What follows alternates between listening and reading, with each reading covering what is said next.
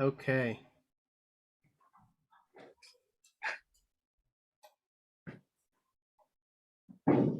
I think I'm connecting.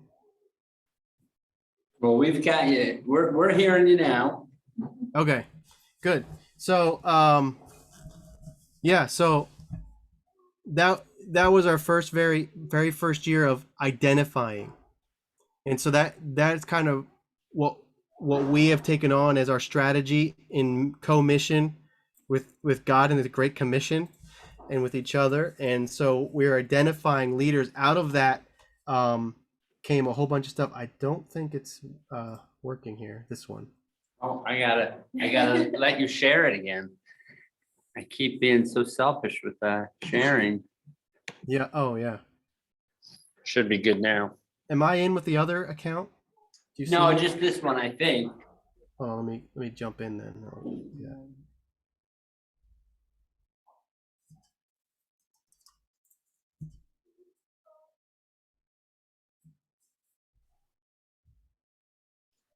There you are.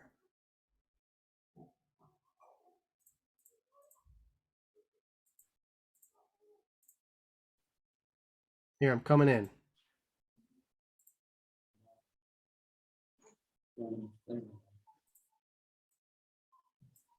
Yeah, now we're seeing both of them. Okay. Um. Oh, mute myself there.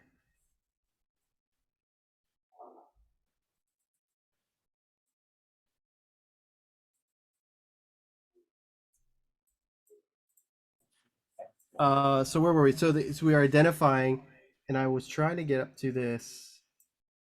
Where is the? There it is. Now I gotta share my screen. It's crazy, all this stuff.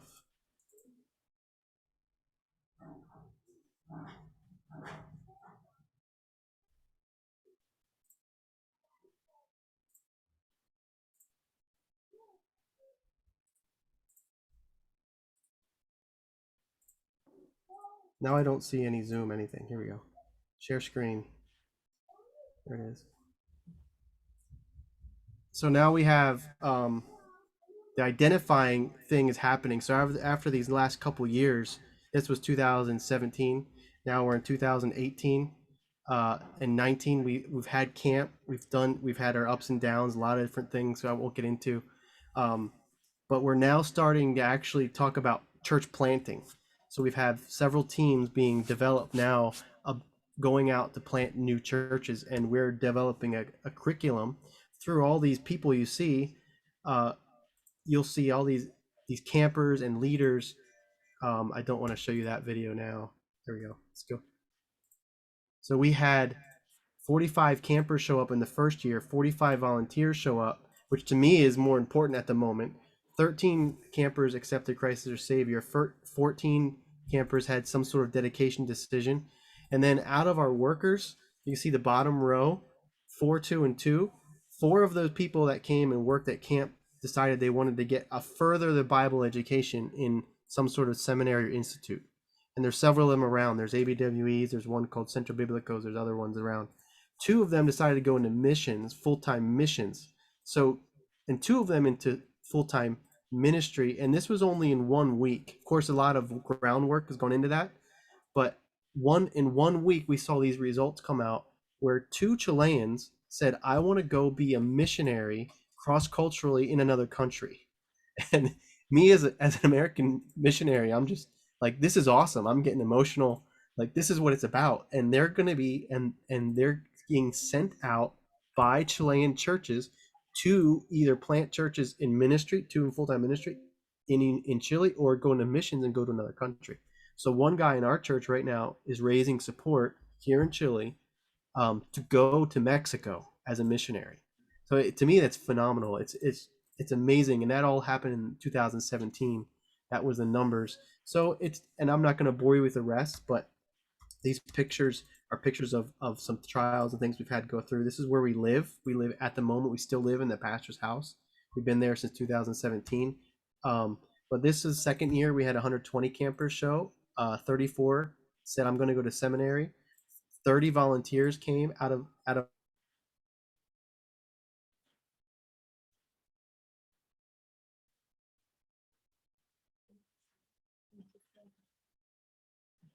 Good to hear you, man.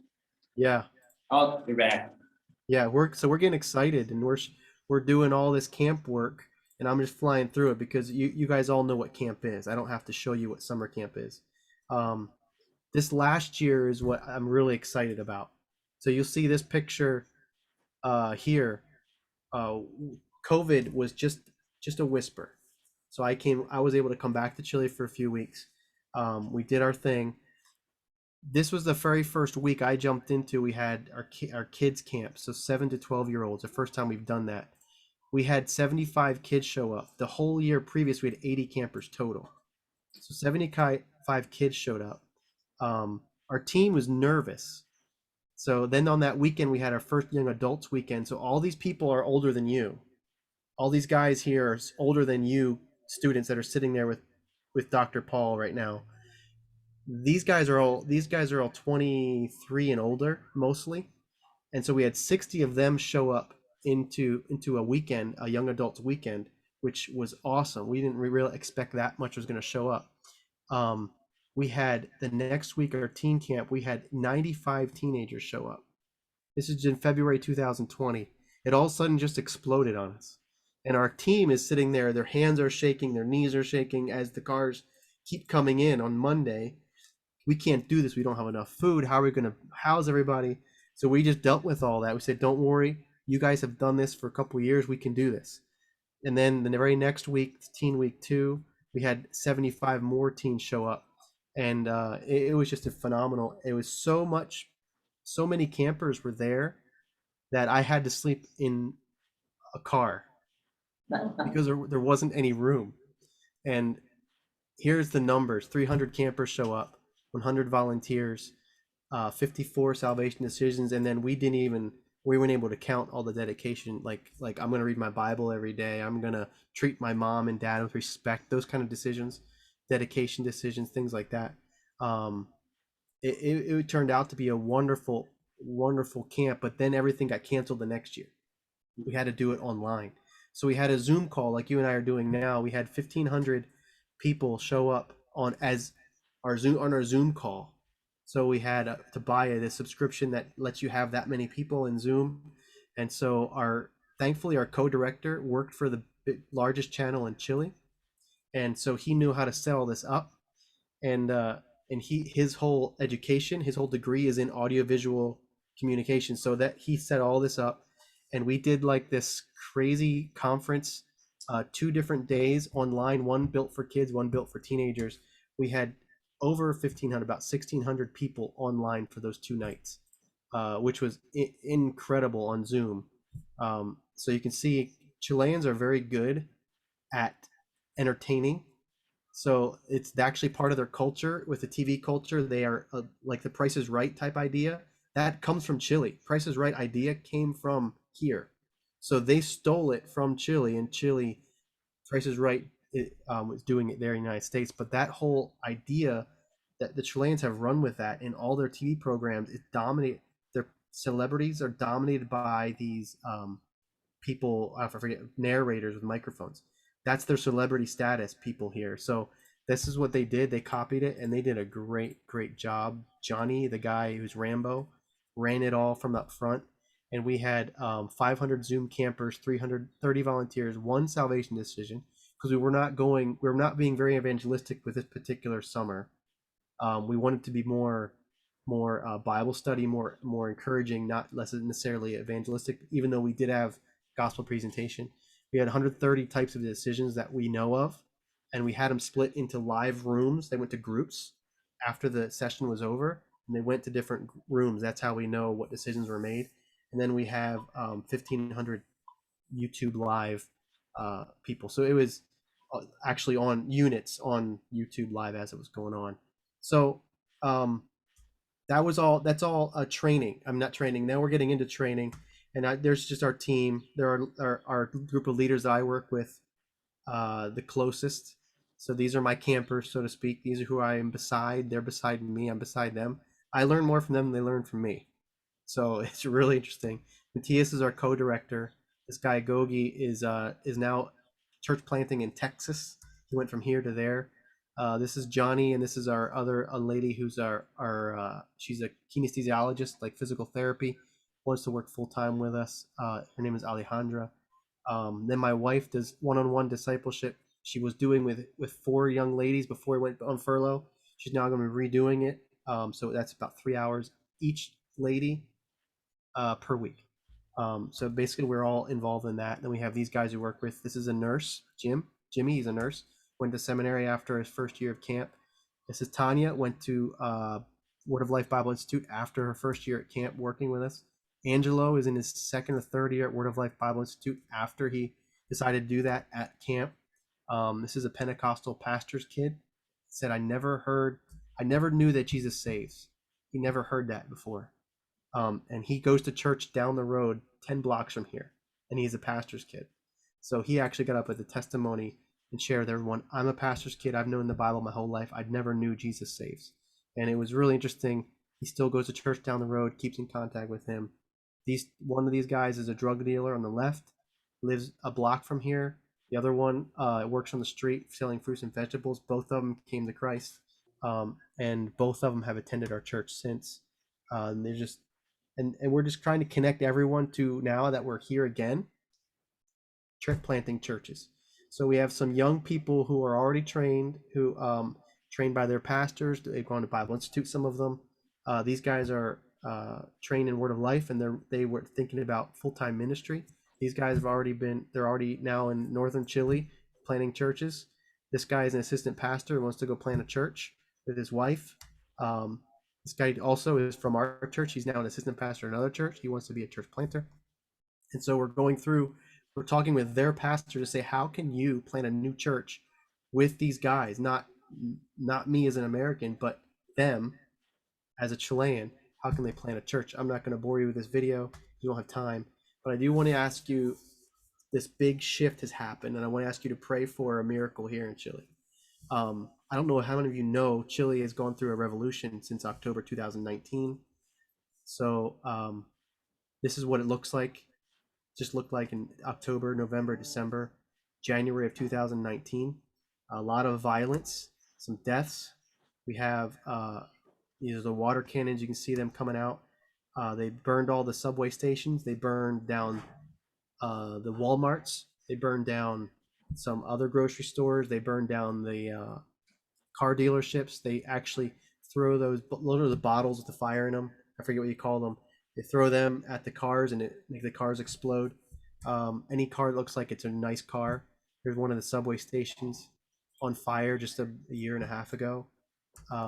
This is a close-up picture of one of the cars on fire, and it didn't stop there. It actually went to churches, and so they're actually burning churches. They were burning churches in Chile just a year and a half ago. This is a Catholic church, so you might be like, "Good, they're burning a Catholic church." I don't know what you think about it, but anything that was religion was a target, and so they even went into the churches and just started um, destroying everything. And so not all, even churches outside of the city fell victim to this. What was going on? There's a before and after picture of one of these churches.